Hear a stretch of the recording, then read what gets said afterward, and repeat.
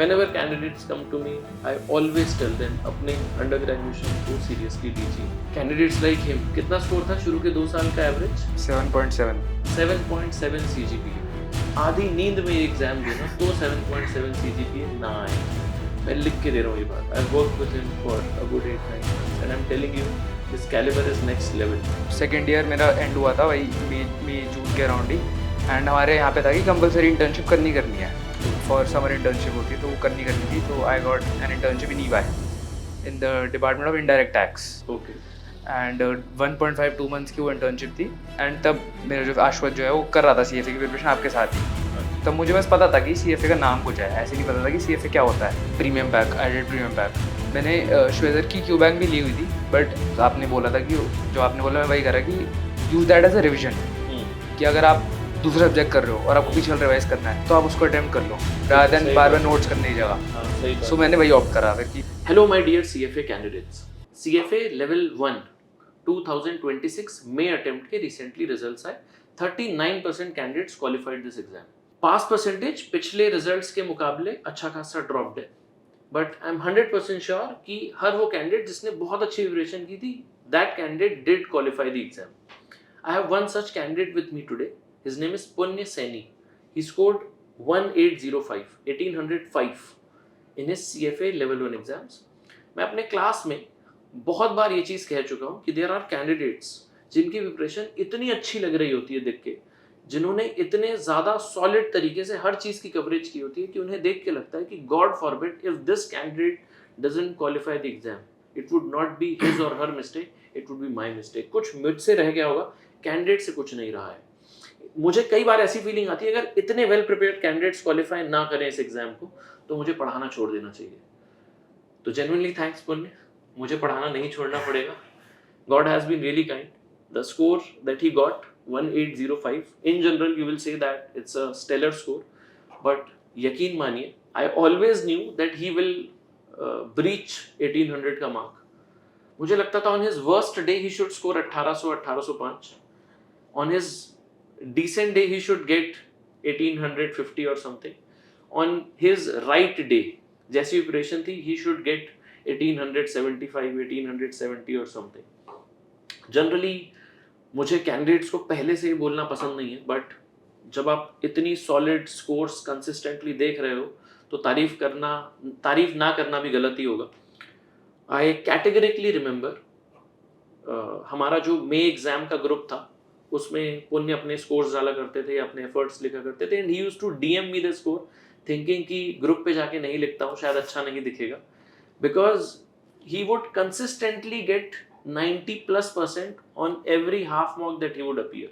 तो AM half का पहला मॉक दिया 89% स्कोर आ रहा है, AM हाफ का दूसरा मॉक दिया 92% स्कोर आ रहा है. मेरे ख्याल से average mock score was 90 plus 92 93 का स्कोर था. ऐसे एवरेज स्कोर्स आ रहे थे. तो ही वाज वरीड कि मैं मेन ग्रुप में ऐसे स्कोर्स नहीं लिखता हूँ, दूसरे स्टूडेंट्स को क्या लगेगा या मेरे स्कोर्स ही जिंक्स ना हो जाए. तो he would send me his scores at a DM level. ठीक है ना, मुझे पर्सनली मैसेज करके अपने स्कोर्स बता देते थे और मुझे तभी देख के लगता था कि tiger if you don't score 1800 then no one should.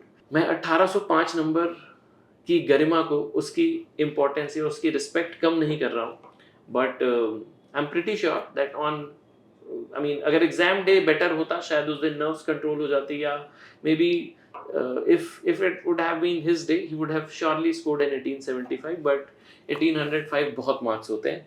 दुनिया में कोई भी कैंडिडेट जिसके 1805 आए उसको बिल्कुल 0.1% भी दुखी नहीं होना चाहिए कि 1860 या 1870 नहीं है.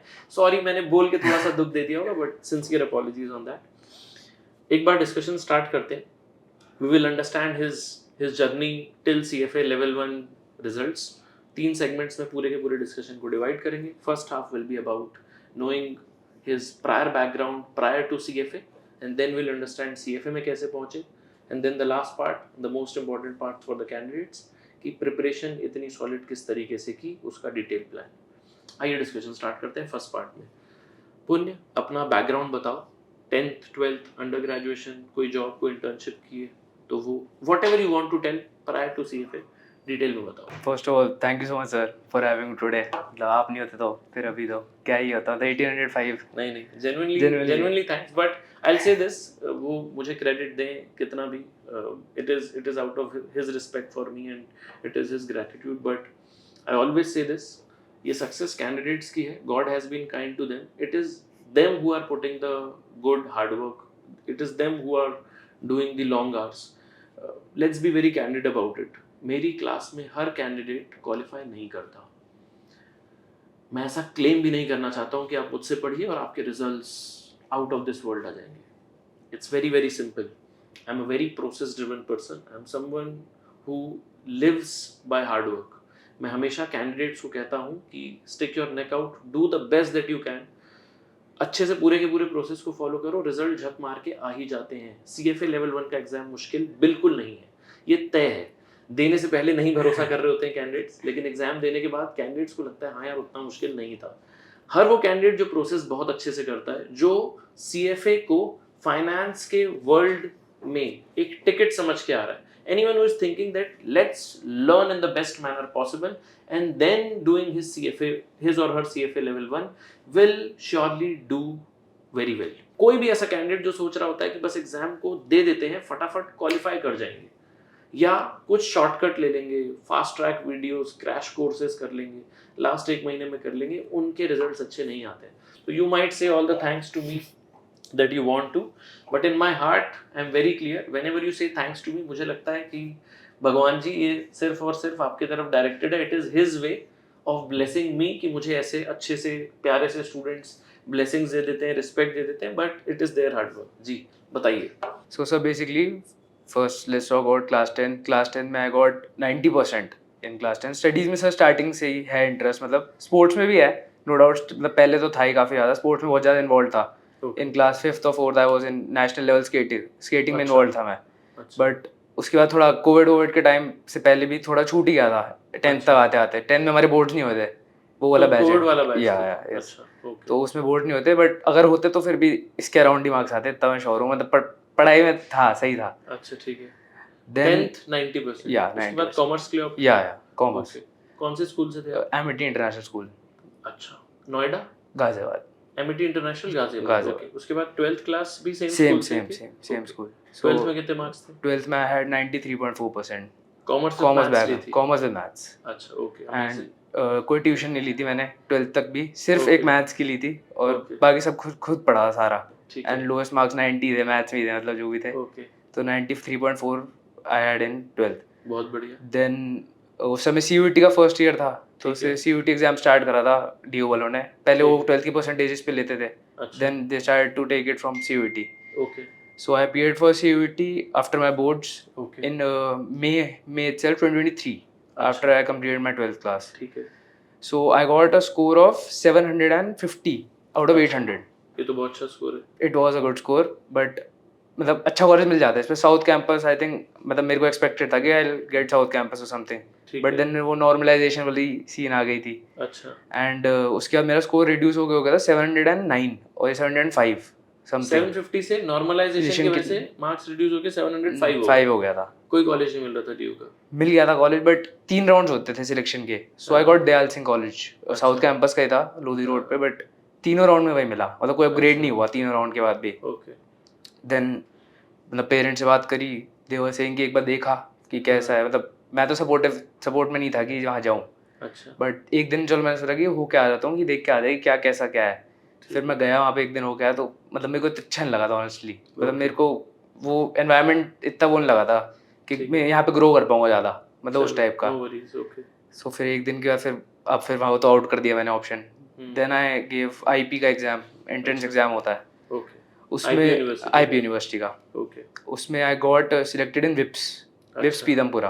अच्छा। फॉर बहुत स्टूडेंट्स आते हैं हमारे पास विप्स के।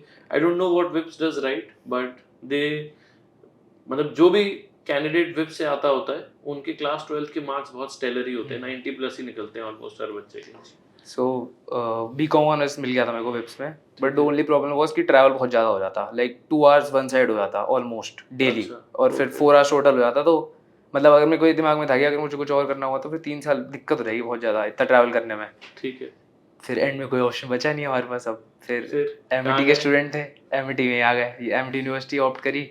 फिर वहाँ गया एक दो तो दिन। तुम्हारा स्कूल भी एमिटी से हुआ है और उसके बाद तुम कॉलेज में भी एमिटी ही गए। एंड एमिटी स्टूडेंट्स को कुछ मतलब एग्जाम वगैरह वैसे भी मेरी 12th की परसेंटेज भी इतनी अच्छी थी तो बिना किसी चीज़ के एडमिशन हो जाता था। अच्छा, फिर मैंने पहले ट्राई भी करा कि एक दिन देख कर आता हूँ यहाँ भी।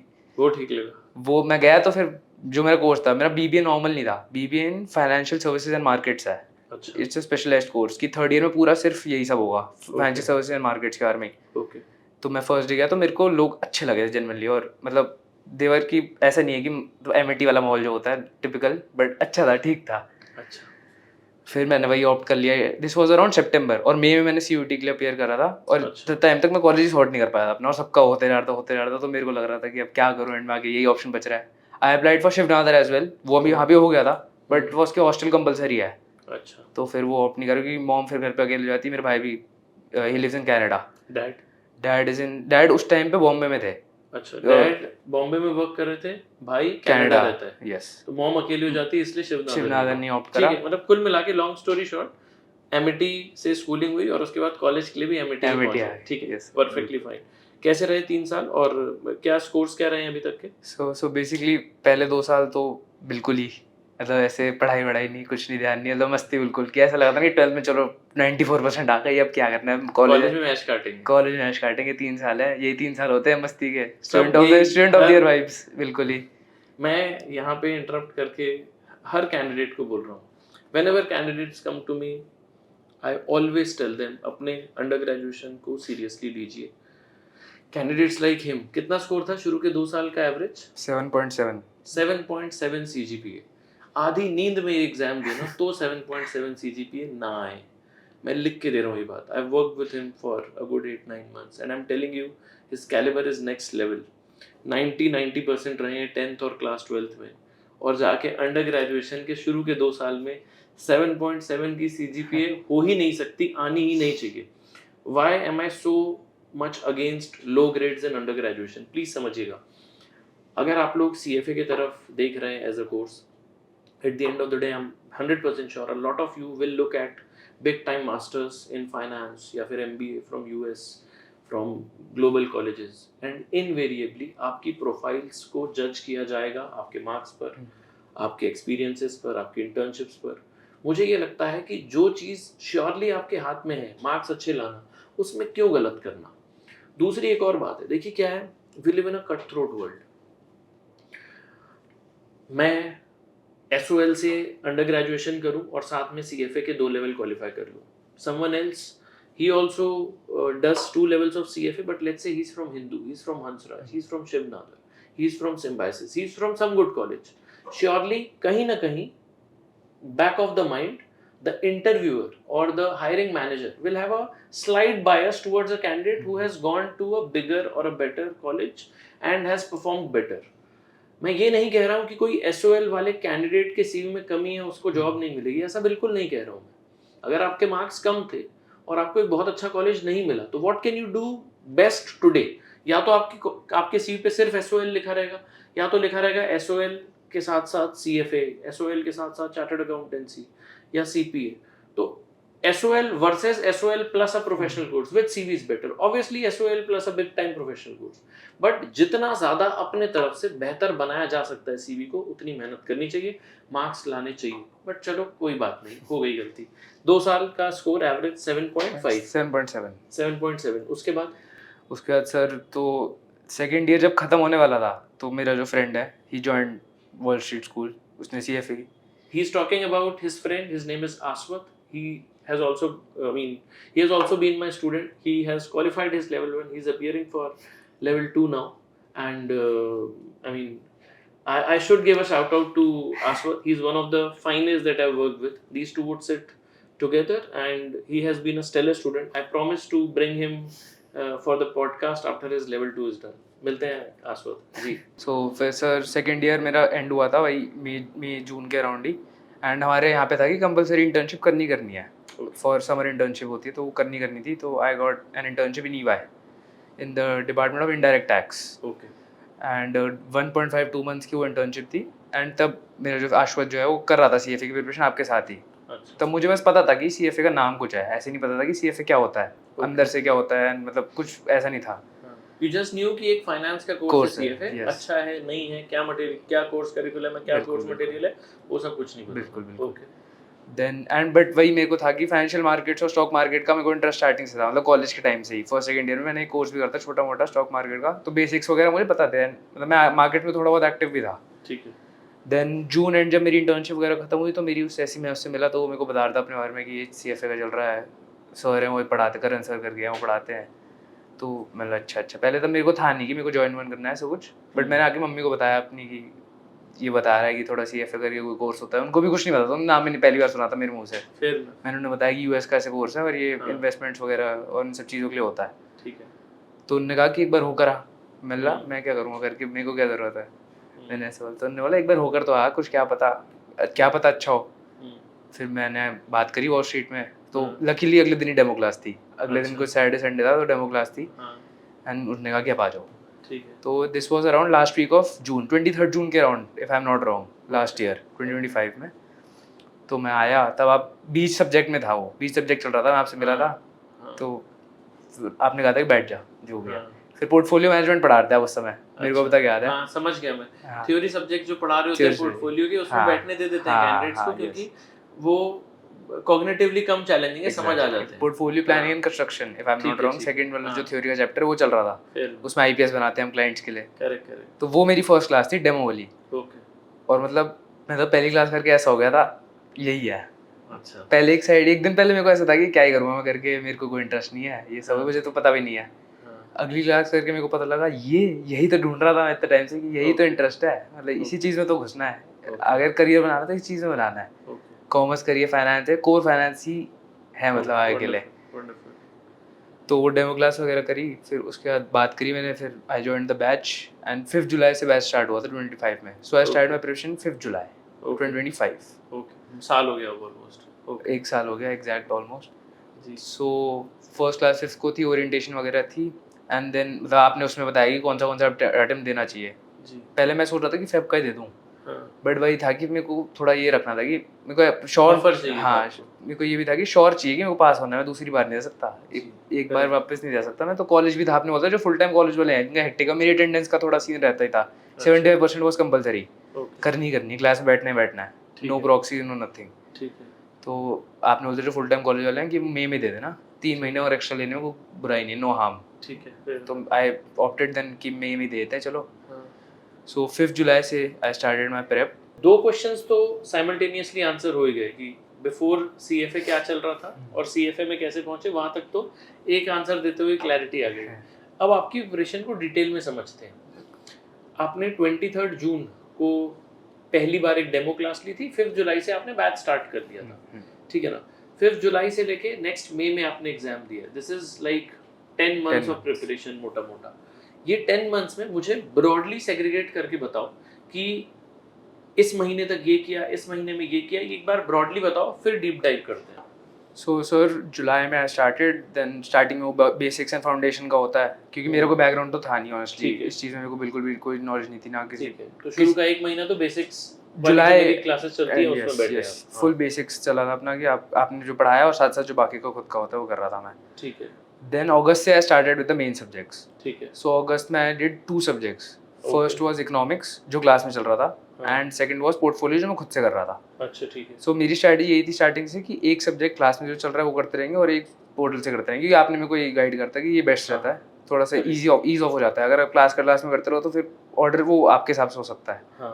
मेरे को अपनी उसके हिसाब से भी कर सकता हूँ मैं क्लास में पोर्टल से। मैं हमेशा सजेस्ट करता हूँ एक सब्जेक्ट खुद से पोर्टल से साइमल्टेनियसली करना स्टार्ट कर दो, सो दैट अगर 8-9 मंथ्स की प्रिपरेशन में कहीं 1-2 महीने पढ़ाई कुछ ऊपर नीचे हुई कि किसी महीने नहीं पढ़ पाए, कॉलेज के एग्जाम्स थे, कुछ और ट्रबल आया, तो एटलीस्ट ये ना हो कि आपकी पूरी की पूरी प्रिपरेशन जो है वो ऊपर नीचे हो जाए। अगर आप शुरू से थोड़ा सा बफर बना के चलोगे, सेल्फ स्टडी करके रखे रहोगे ज्यादा, तो एक आध महीना ऊपर नीचे हो भी गया तो your overall preparation will be in order. Okay, तो आपने पहले ही महीने से वो स्टार्ट कर दिया था ना अगस्त में। कितने घंटे पढ़ रहे थे आप दिन के? सर मैं स्टार्टिंग से ये 5 to 6 hours स्टार्टिंग से ही विद कॉलेज हो जाता था। विद कॉलेज हो जाता था। कैसे हो जाता है 5-6 घंटे विद कॉलेज? 3-4 बजे के अराउंड में घर आया था। मेरे घर इतना डिस्टेंस नहीं था, 30 मिनट्स कॉलेज था मेरा। ठीक है।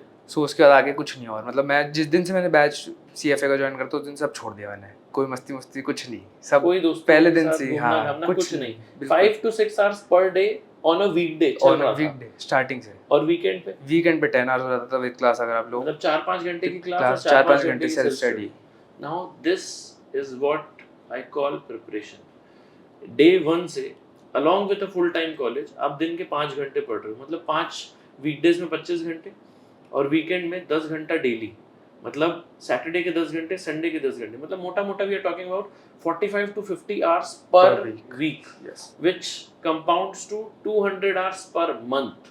मजाक नहीं होता इतनी पढ़ाई करना। मेरे पास कैंडिडेट्स आते हैं, कॉलेज में होते हैं, और वो कैंडिडेट्स कहते हैं कि हम दिन में 1.5 घंटा भी नहीं पढ़ पा रहे along with their college। it's all about your persistence। okay great, आगे। सो फिर मेरे से भी ऑनेस्टली ये लोग पूछते हैं कि इतने आवर्स कैसे, मतलब मेरे को पहले खुद लगता था, बट ऑनेस्टली मेरे को पढ़ाई लगती नहीं थी। बात ये है कि मतलब मैं आपसे पढ़ता था, आपकी वीडियोस देखता, तो मेरे को ऐसा लगता था भाई क्या चीज़ है ये, इस टाइप का कि ये क्या मतलब क्या पढ़ाया है, क्या कंसेप्ट है, इस टाइप का। तो मेरे को इसलिए जनरली लगता नहीं था कि कुछ पढ़ रहा हूँ या कुछ एफर्ट डाल रहा हूँ, वो स्मूथली अपने आप, इसलिए मेरे को इतने घंटे निकल भी जाते थे, तो ऐसे ड्रेन्ड आउट नहीं लगता था कि बहुत पढ़ लिया आज। वो आपको जो नॉर्मल कैंडिडेट जो हाँ। प्रॉब्लम्स बोलते हैं, इंस्टाग्राम बहुत चला रहे हैं, हम यूट्यूब वगैरह चला रहे हैं, ऐसा फन वाला कुछ देखने का मन नहीं मेरा करता फन यही बन गया था, सबसे बड़ी बात ये है। इसलिए मेरे को लगता है कि आज भी कि इतने घंटे में इसलिए डाल पाया कि ऑनेस्टली मेरे को इसमें ही आने लग गया कि अब पढ़ना है, अच्छा पोर्टफोलियो पढ़ेंगे, अच्छा अब ये पढ़ेंगे, बिहेवियरल साइंस पढ़ेंगे, ये सब पढ़ेंगे, तो इस चक्कर में। अच्छा, सो अगस्त में I did 2 subjects on my own. एक इकोनॉमिक्स क्लास में था and portfolio I did on my own. ठीक है। देन एंड व्हेन यू से कि ये क्लास में था, ये खुद से था, तो आप मुझे एक बार ये बताओगे कि क्या क्या कर रहे थे, मतलब वीडियोस देखी, उसके बाद क्या करते हैं? सो वीडियोस देखी, पोर्टफोलियो जैसे सब्जेक्ट फॉर एग्जांपल, वीडियो सारी देख ली। ठीक है। So what I did differently, कि मेरे को टाइम था मेरे पे, तो I did C book for all the subjects. पूरी रीड की है? पूरी रीड करी है, पूरी सी बुक रीड की है तुमने? 80-25% आप मान लो कि मैंने करी है। मैंने आई नो आप मतलब आप लोग आपने अपने उसमें पोर्टल पे बोला होगा कि श्वेजर करनी चाहिए, बट मैं पढ़ता था श्वेजर तो मेरे को मज़ा नहीं आता था ऑनेस्टली, क्योंकि एग्जाम बहुत सुपरफिशियल लगती है। हाँ मतलब ऊपर से बातें सारी। ठीक है। फिर मैंने ट्राई करा, मैंने सोचा कि बस ये बुक भी पढ़ के देख लेते क्या हो रही है। तब मैंने पढ़ा तो मेरे को बहुत मतलब मज़ा आया था पढ़ने में, कि एक तो लैंग्वेज ऐसी, फिर उसको क्रैक करो तो ऐसे होता ना कि हाई मिलता है, हाँ हमें समझ आ रहा है क्या पढ़ लिया सही में, एक्चुअल में ऐसा लगता था। ठीक है। तो I did C book for 80-85% syllabus मान लो आप, आई डिड फॉर तो आप पहले वीडियोस देखोगे फिर पूरी सी बुक पढ़ता था मैं। Then I did the questions of C book. तो ये सी बुक पढ़ने से मेरा स्कोर बहुत अच्छा हो जाता था। ठीक है, सही बात है। 90% अराउंड ईओसी मेरा स्कोर रहता था। बहुत बढ़िया। Then EOC is CFA institute के चैप्टर के एंड ऑफ करिकुलम क्वेश्चंस। कोई भी कैंडिडेट जो इतना इफेक्टिवली पढ़ रहा होगा उसके 90% आने ही है। Okay perfect. Then after that premium pack, I did premium pack. मैंने श्वेजर की क्यू बैंक भी ली हुई थी, बट आपने बोला था कि जो आपने बोला मैं वही करा कि use that as a revision, कि अगर आप दूसरा सब्जेक्ट कर रहे हो और आपको पीछे रिवाइज करना है तो आप उसको अटेम्प्ट कर लो, रादर देन बार बार नोट्स करने की जगह। हाँ सही बात। सो मैंने वही ऑप्ट करा फिर कि पहले मैंने वीडियोस देखी, then I did C book, then I did C book के EOC and then I did premium pack. मतलब पूरा इस प्रीमियम पैक तो पूरा सब्जेक्ट खत्म होने हाँ के बाद करते हो। आफ्टर तो कंप्लीट एक चैप्टर कंप्लीट करने के लिए आप वीडियोस देखते थे, पूरी सी बुक पढ़ते थे और सी बुक के सारे क्वेश्चंस कर लेते थे। चैप्टर 1 डन, ऐसे ही चैप्टर 2, ऐसे ही चैप्टर 3, जब पूरा सब्जेक्ट पैक हो गया तो उठा के सीएफए की प्रीमियम पैक सॉल्व कर लिया। कितना आता था प्रीमियम पैक में? 85-90%, 85 to 90 आता था। ये आप पहली बार में पहली बार फर्स्ट टाइम में। और मैं को पूरा क्रेडिट तो मैं तो सी बुक को दूंगा ऑनेस्टली। वो पढ़ने से जो जिस लेवल ऑफ क्लैरिटी मिलती है, एग्जाम पास करने की बात नहीं है, बट लेवल ऑफ जो कंसेप्चुअल क्लैरिटी मिलती है वो बहुत ही नेक्स्ट लेवल होती है। ठीक है, परफेक्ट, ग्रेट। देन सो अगस्त में 2 subjects I did. Then I started सितंबर में, यू स्टार्टेड क्लास में F. Okay. So third subject मेरा वो था। And then I asked you, मैंने आपसे पूछा था कि मैं कौन सा करूं। आपने ग्रुप पे बोलता कि डेरिवेटिव स्टार्ट कर लो, क्योंकि आपने शायद रिसेंटली पढ़ाया होगा, तो आपने बोलता कि वो कर लो, पोर्टल पे भी अच्छी वीडियो डाली हुई है। ठीक है। तो वो मैंने खुद से करा। एफएसए डेरिवेटिव अच्छा लगा होगा बहुत ज्यादा। नेक्स्ट लेवल सर, आप तो ऐसी क्या कहानी बना के सुनाते हो। तब ठीक है, थैंक यू। नोट्स में मैंने पूरी कहानियां लिखी हुई है। ओके। न्यूमेरिकल फार्मूला तो थोड़े बहुत डाल दिए थे, बट स्टोरीज ही है मेरी। डेरिवेटिव्स के नोट्स अगर आज कोई उठा के देखे, फार्मूला तो पढ़ते ही नहीं, हम पढ़ते नहीं भाई। एग्जैक्टली वो मैकडीज और फार्मर्स की 2 स्टोरी, और उसी से पूरा डेरिवेटिव्स करा मैंने, और एग्जाम तक भी वही मेरे साथ था, और एंड में भी मैंने लास्ट डे भी वही पढ़ा है। लेवल 2 में भी वही है, लेवल 3 में भी वही है। Okay, done. सो सितंबर में आई डिड एफएसए आपने, और आपने कुछ ज़्यादा ही मतलब डेप्थ में पढ़ा दिया था एफएसए को, और एफएसए की सी बुक करने में मेरे को थोड़ा स्ट्रगल हुआ था क्योंकि वो ना ऐसे बहुत सारी इन्फॉर्मेशन दे देते थे ब्लू बॉक्स एग्जांपल्स में स्पेशली, पूरी इनकम FSA स्टेटमेंट, की सी बुक में कुछ आउट ऑफ LOS क्वेश्चंस हाँ पूरी इनकम स्टेटमेंट दे देंगे, पूरी बैलेंस शीट दे देंगे, करेक्ट। तो फिर वो थोड़ा सा ओवरकिल कभी कभी हो जाता था, बट मैं जितना कर पाता था मैं कर लेता था, 80-85% में कर लेता था सी बुक भी उससे भी। ठीक है। सो इसका भी वही C book then EOC then premium pack, पूरा मेरा सितंबर अराउंड मंथ लग गया था इन दोनों सब्जेक्ट्स को पैक करने में। ठीक है। देन फॉर अक्टूबर अब 4 सब्जेक्ट्स मैंने कर लिए था, तो मेरे को था गया थोड़ा रिवीजन भी कर लेते हैं साथ साथ, कि एंड में आके ये ना हो कि कुछ नहीं आता, सब कुछ कर लिया फिर भी एंड में आके कुछ नहीं आता। सही बात है। सो अक्टूबर में सोचा था कि एक ही सब्जेक्ट करूंगा, ओके, डबल सब्जेक्ट इस बार नहीं एक करते, सब्जेक्ट करूंगा और पुराने के रिवीजन करते आई हैं। Call this as rolling revisions, Yeah. हमेशा करना चाहिए। ठीक है। सो इक्विटी आपने स्टार्ट करता अक्टूबर में, ठीक है। तो आप इक्विटी कराते हैं और मैं पीछे से क्यू बैंक कर रहा था श्वेतर की खुद की 4 सब्जेक्ट्स की, और मतलब बहुत वास्ट थी वो क्यू बैंक, तो एफएसए वगैरह की तो बहुत ही वास्ट थी, बहुत ही क्वेश्चन थे उसके। ठीक है। सो क्यू बैंक आई डिड श्वेतर की in the month of October, and आपके थ्रू मैंने आपके साथ इक्विटी कर रहा था मैं अपना। कितना स्कोर आ रहा था ये क्यू बैंक में? 95-100% ऑनेस्टली वास्ट थी और 95-100% मतलब सारे हो ही रहते हो, तो अब एक बार सीवो के EOC कर लो, हाँ तो फिर तो आसान लगता है। कंपैरेटिवली इजीियर भी है। ठीक है। यस। अक्टूबर में I did equity, then for नवंबर में मेरे कॉलेज के एग्जाम आने वाले थे। वैसे तो लकीली मेरा कोर्स ये था financial service and markets, and third year में पूरी यही वाली चीज़ें थी। ठीक है। तो 2-3 सब्जेक्ट तो ओवरलैपिंग ही थे, मतलब पोर्टफोलियो मैनेजमेंट हो गया मेरा वहीं पे भी था, और मैंने फर्स्ट सब्जेक्ट वही करा था CFA में भी, और भी कॉर्पोरेट फाइनेंस, ऑल्दो मैंने कॉर्पोरेट इशू करा नहीं था, बट फिर भी थोड़ा सा मेरे को सेंस आ जाता। हाँ इक्विटी करके थोड़ा सा फायदा मिल गया था उससे। हाँ यस यस यस। सो कॉन्ट्स आपने शुरू करा था नवंबर में, देन कॉलेज के एग्जाम्स के टाइम पे यहाँ की प्रिपरेशन कम की है, तब भी नहीं होती वो तो स्पोर्ट के करता था, फिर दे आता था। कॉलेज में हम आपकी पहले मार्क्स पूछते हुए आपके what do you call semester 5th के अंडर ग्रेजुएशन के मार्क्स नहीं पूछे। तो सेमेस्टर 5 में से मेरे 9 CGPA आई थी। 9 आप सोच के देखो, 7.7 CGPA in the first 4 semesters and 9 CGPA in the 5th semester. What changed? फिर आप मिल गए, आपने थोड़ा आपने गाइड करा। नहीं, डिसिप्लिन चेंज। उसके पहले ये इंपॉर्टेंस नहीं होगी कि यार कॉलेज में मार्क्स आने चाहिए, तब लग रहा था ठीक है रिलैक्स बिता लेते हैं, मस्ती कर लेते हैं, 12th में मेहनत करके हैं, दोस्तों के साथ मौज काटो, कॉलेज लाइफ जियो। उसके बाद ये चेंज हुआ कि लगा नहीं यार CV स्ट्रांग होना चाहिए, करियर बनाना है तो यही ईयर्स है। करेक्ट। ओके। सो नवंबर में कॉन्ट्स आपने स्टार्ट करा था, कॉन्ट्स 1 कॉन्ट्स 2 आपने नहीं बोलता, बाद में कराएंगे अभी आराम से। तो कॉन्ट्स 1 है शुरू के 5-6 चैप्टर्स को कॉन्ट्स 1 बोल देते हैं। ठीक है। तो अब मेरे एग्जाम जो 10 नवंबर के अराउंड स्टार्ट होते कॉलेज के, 10 to 20th की विंडो में थे मेरे। ठीक है। एंड आपने फर्स्ट वीक ऑफ नवंबर में शुरू करता कॉन्ट्स भी, तो अब मैं कॉन्ट्स करा मैंने आपके साथ साथ, और कॉलेज के एग्जाम चलते रहते हैं साथ साथ ही। अब मैं कॉलेज के एग्जाम के लिए तो ऐसे पढ़ता था, सुबह उठता था 4-5 बजे और 9 बजे एग्जाम होता था, 4-5 घंटे में दे आता था, क्योंकि मेरे को ये नहीं था कि मेरे को अपनी प्रेप को सैक्रिफाइस करना है बिल्कुल भी, वो तो जैसे चल रही है वो चल रही है, ऑटो मोड पे चल रही है वो बिल्कुल ही। ओके। वैसे मैं एडवाइस नहीं करता हूँ ये, मैं क्लास में बहुत बोलता हूँ कि मत आओ इस महीने कोचिंग, ये पोर्टल से कर लेना, दोबारा कराऊंगा तब कर लेना, मार्क्स पे ध्यान दे दो, कॉलेज में मार्क्स डालो, बट ठीक है no worries, all's well that ends well, आगे 9 CGPA। ओके। ओवरलैपिंग भी था ना 2-3 सब्जेक्ट, सिर्फ पढ़ने के लिए 2-3 सब्जेक्ट्स ही थे मेरे। ठीक है। वो भी थ्योरी थे और वो भी हो जाते हैं, मैनेजेबल थे। हाँ। ठीक है। तो कॉन्ट्स 1 20 नवंबर के अराउंड तक चला था मेरा। ओके। कॉलेज के एग्जाम खत्म होते तक मैं कॉन्ट्स 1 और 4 सब्जेक्ट रिवीजन कर लिए थे अपने पीछे वाले, जो मैंने स्टार्टिंग में करे थे। अब 50% सिलेबस तो डन था। हाँ ऑलरेडी डन था। ठीक है, डन। अब सर मेरे को ये था कि फिर आप जो कराओगे वही करेंगे, फिर फिक्स्ड इनकम शुरू करता हमने 20 नवंबर के अराउंड। ठीक है। एंड मेरा था कि मेरे को अपने फ्रेंड्स के साथ एक ट्रिप पे जाना था एंड ऑफ दिसंबर, तो मुझे पता था कि मेरे 15 दिन जाने वाले हैं अभी। ठीक है। तो मेरे को ये मेरा टारगेट था कि फिक्स्ड इनकम खत्म करके जाना है कुछ भी विद सी बुक, ओके। जो कि बहुत ही बड़ा टास्क था, इतनी मोटी तो उसकी बुक की थी। पहले तो मैं खुद ही सोच के देख रहा था कैसे होगी ये, श्वेजर ही कर लेता हूँ इसकी, फिर मैं सोचा नहीं सी बुक करते हैं, सबकी करी तो यही करेंगे, सी बुक ही करेंगे, ब्लू बॉक्स करेंगे, EOC करेंगे, सब करेंगे। 20 नवंबर के अराउंड फिक्स्ड इनकम आप करा रहे थे, और उस समय तो मैं फिर मेरे को था कि थोड़ा जल्दी करना है, तो मैं क्लास से आगे पहुंच गया था उस समय, कि आप जैसे कराते थे वो पोर्टल से आप साथ हाँ पहले ही आगे देख लिया था। उस समय एक सब्जेक्ट चल रहा था मेरा सिर्फ फिक्स्ड इनकम, और साथ साथ सी बुक और वो सब। फिक्स्ड इनकम के साथ मैं मना भी करता हूँ। हाँ एग्जैक्टली, वो ऑलरेडी बहुत हेवी सब्जेक्ट है और कंसेप्चुअली भी बहुत टफ है। करेक्ट। एक महीने में मैंने फिक्स्ड इनकम कर लिया था पूरा विद सी बुक, बहुत दिसंबर एंड तक के आपके 6 सब्जेक्ट्स डन। और उस समय मेरे को मतलब उस समय 7-8 घंटे लग गए थे मेरे रोज डेली के, क्योंकि कॉलेज के एग्जाम खत्म होते थे, थोड़ी ब्रेक भी थी मेरे पे, तो उस समय मैंने 7-8 घंटे अराउंड देना शुरू कर दिया था, क्योंकि ये सब्जेक्ट हैवी था और मुझे था कि डेडलाइन है कि जाने से पहले मेरे को खत्म करना है इसको। ठीक है। आके मैं वो नहीं कर सकता कि आधा कर लिया आधा छोड़ दिया। सही। सो इतने सब्जेक्ट मेरे 6.5 के अराउंड सब्जेक्ट्स हो गए थे मेरे।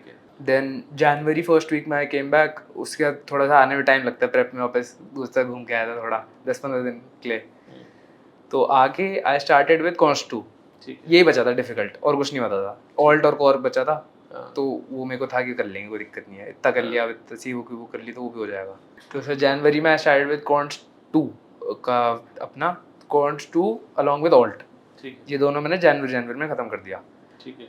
अब फेब में आया तो अब एथिक्स की बारी आई थी, अब स्टार्ट करने। वैसे एथिक्स कैसे पढ़ा है वैसे? फुल सी बुक मैंने एथिक्स कंप्लीट सी बुक, कुछ मैंने कुछ हाथ नहीं लगाया किसी और चीज़ को। अच्छा, मैंने बाकी सब्जेक्ट्स में भी लगाया, तो इसमें तो बिल्कुल नहीं। मैं सोचा था कि आपने बोला था C book is like Bible for ethics, correct, so C book only. ठीक है। फरवरी में फर्स्ट 15 डेज में आई फिनिश्ड कॉप। अच्छा, तो मेरा सब कुछ खत्म हो गया था 15 फेब तक। 15 फेब आपने जुलाई में प्रिपरेशन स्टार्ट हाँ। किया और 15 फेब तक के सारा का सारा कोर्स कंप्लीट Completed जुलाई था। अगस्त, मतलब 7.5 मंथ्स हाँ, लगे आपको। सिर्फ एथिक्स बची थी, वो मेरे को था ही कि मैं साथ साथ कर लूँगा अब। ठीक है, 7.5 मंथ्स, 100% सिलेबस डन, सारी वीडियोस डन, सारे Everything. What do call EOCs C EOCs book done done. And complete premium premium pack भी पैक डन, साथ साथ और ही। सब में स्कोर 85 90 हाँ, प्लस तो था ही था। था ही। अब ये फेब मिड से लेके मई मिड 3 महीने का समय था आपके पास। हाँ। ये 3 महीने क्या किया? सो फेब में आई स्टार्टेड विद एथिक्स। मतलब मेरे को था कि पहली बार पढ़ के तो मेरे को बहुत ही वो लगा था, ये तो गलती कर दी, थोड़ा पहले ही शुरू कर देता, क्योंकि टफ लग रही थी पहली बार पढ़ के। बट आपकी वीडियो देखी थी मैंने, उस समय आप नई नई वीडियो अपलोड करती, तो उसमें आपने समझाया था कि ऐसे ऐसे पढ़नी है, सी बुक में काटना है इसको, कितना मतलब नोट्स ही सी बुक में रखने हैं अपने। मैंने मतलब जो पूरा का पूरा पैराग्राफ पढ़ते जाओ और उस पूरे पैराग्राफ का करेक्ट साइड में लिखो और इस पैराग्राफ को काट दो, और जो इंपॉर्टेंट है उसको मार्क कर दो, नहीं तो ज्यादातर वो कट कर दो और रिवाइज भी उसी से ही करो। करेक्ट, वही करा मैंने एग्जैक्टली। ठीक है। आपने अपने नोट्स भी दिए, बट ऑनेस्टली मैंने वो भी नहीं यूज करे। बिल्कुल, मैं बोलता भी हूँ कि नोट्स दे रहा हूँ, लेकिन पढ़ना मत, सी बुक पढ़ना। और श्वेता भी नहीं पढ़ी, सिर्फ सी बुक। ठीक है। फिर मैं स्टार्ट विद एथिक्स, फिर 15 तक मेरा कोर्स हो गया था। तो फिर मेरे को अब ये था कि एक हाफ पकड़ लेते हैं अब, कि अब चलो अब रिविजन्स पे आते हैं, मेन वाली अपनी, और मॉक्स वगैरह पे घुस जाते हैं जल्दी से जल्दी।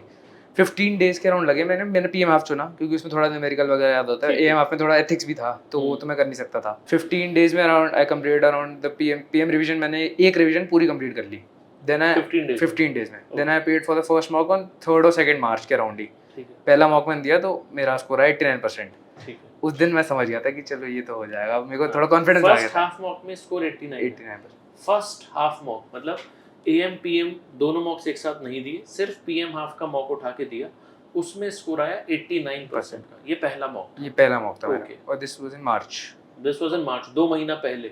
अब तो श्योर ही है कि पास हो ही जाना चाहिए। अब एक कॉन्शियसली आ गया था माइंड में कि अब कर लेंगे, अब कुछ नहीं है इतना। ठीक है। और इसकी पीएम के आखिरी मॉक में क्या स्कोर था? 95%। 89 से 95%। क्लास 12th की 10th की बात नहीं हो रही है, ठीक है ना, सीबीएसई के मार्क्स की बात नहीं हो रही है, सीएफए लेवल 1 की मॉक की बात हो रही है।